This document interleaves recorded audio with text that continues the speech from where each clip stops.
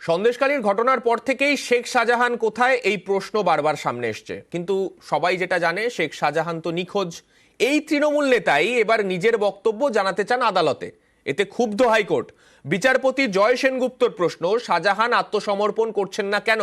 মূলত এতগুলো এফআইআর যখন তার বিরুদ্ধে রয়েছে, তাহলে তিনি আত্মসমর্পণ কেন করবেন না? সন্দেশখালীর ঘটনায় পুলিশের তদন্তেও হাইকোর্ট বিস্মিত। আদালতের একের পর এক প্রশ্নের মুখে নেজার থানার পুলিশ। খুনের চেষ্টার মামলা হয়নি কেন? বাড়িতে না গিয়েই কিভাবে রুজু হলো এফআইআর? প্রশ্ন বিচারপতি জয় সেনগুপ্তের।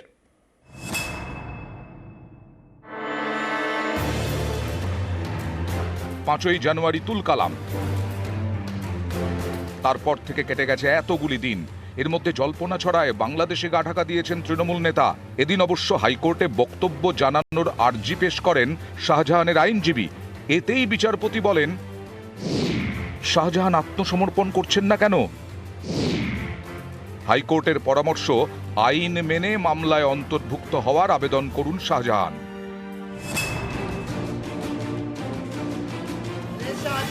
পাঁচই জানুয়ারি রেশন দুর্নীতির তদন্তে সন্দেশখালীতে শেখ শাহজাহানের বাড়িতে যায় ইডি।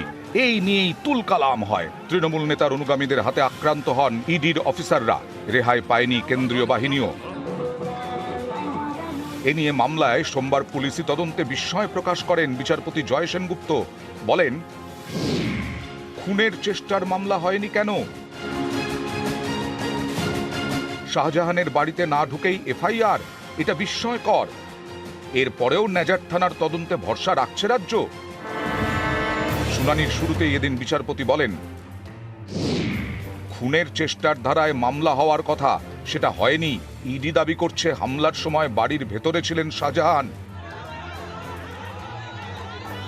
পুলিশ কি শাহজাহানের বাড়িতে ঢুকেছে?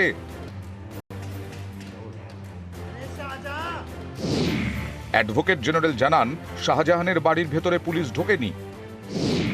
এরপরেই বিচারপতি বলেন, স্বতঃস্ফূর্তভাবে এফআইআর করেছে রাজ্য, তাহলে পুলিশ শাহজাহানের বাড়িতে ঢুকলো না কেন?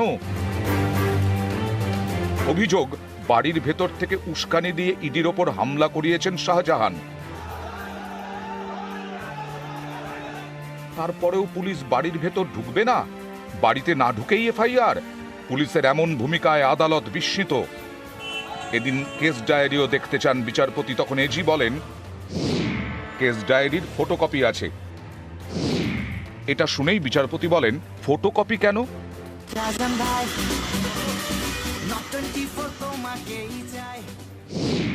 কেস ডায়েরি পেশ করার নির্দেশ দেন বিচারপতি। নিউজ 18 বাংলা।